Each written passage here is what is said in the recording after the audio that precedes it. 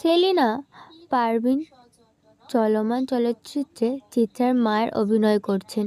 চিত্রা বলল, এই বাড়ির মালিক যিনি, ওনার বড় মেয়ে কথা বলছি। এমন সুন্দর মুখ আমি দুটি দেখিনি। মেয়েটার মুখ দেখলেই বুকের ভেতর মিসকিন বিষাদ্য ভালো লাগার জন্ম হবে। এত শ্রী ভগবানের দিয়েছেন মেয়েটাকে। লিখন সহ উল্লেখিত সবাই অবাক। চিত্রার মুখে কোনো মেয়ের প্রশংসা অবিশ্বাস্য। সবাইকে অবাক করে তাকাতে দেখে চিত্রা বিব্রত বোধ করল।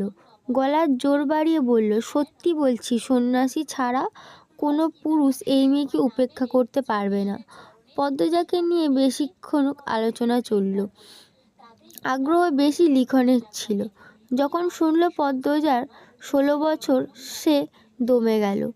ছোট্ট মেয়ে হয়তো। এমন বয়সী বেশিরভাগ মেয়েরা স্বামীর ঘরে থাকে। তবুও লিখনের পদ্মজাকে খুব ছোট মনে হচ্ছে। তার একটা বোন আছে 16 বছরের, এখনও দুটি বনি করে স্কুলে যায়। কত ছোট দেখতে। লিখন আনমনে হেসে উঠল। হিজল গাছের নিচে দাঁড়িয়ে আছে পদ্মজা। রাতের জোনাকি পোকা চারিদিকে। পদ্মজা প্রায় রাতে মুগ্ধ হয়ে দেখে জোনাকি পোকাদের। মনে হলো দল ভেঙে হ্যারিকেন নিয়ে নাচছে তারা। তবে এই মুহূর্তে রাতের এই সৌন্দর্য পদ্মজা মনে ঢুকতে পারছে না। পদ্মজা ঠোঁট কামড়ে কাঁদছে, চোখ দুটো জল করছে খুব।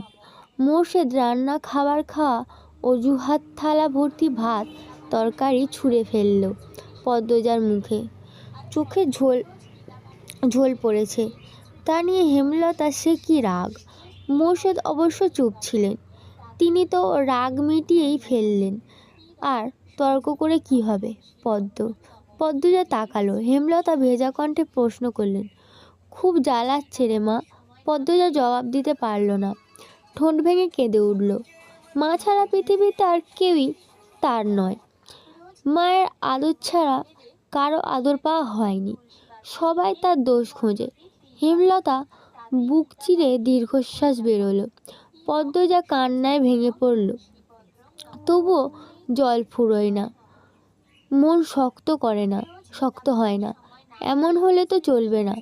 পদ্মজার কান্নায় বেগ বাড়ল। হেমলতা সদ্য কাঁটা বড় গাছের বাকি অংশ বসলেন। চোখ করে পদ্মজার ফ্যাপানো শুনছে।